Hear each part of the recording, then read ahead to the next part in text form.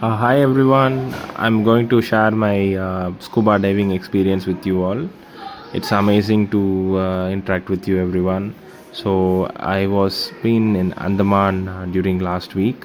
So it's been a great experience to do scuba diving for the first time. So I did in Havelock Island. So it was like around 30 minutes we did the scuba diving. It was an amazing experience.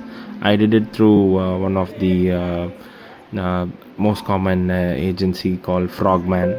So it was a nice experience with them. The everyone was friendly and it was really nice. Everyone should experience this at least once. I had a good time. You can just see the fishes and the corals which I got opportunity to view. Enjoy, guys.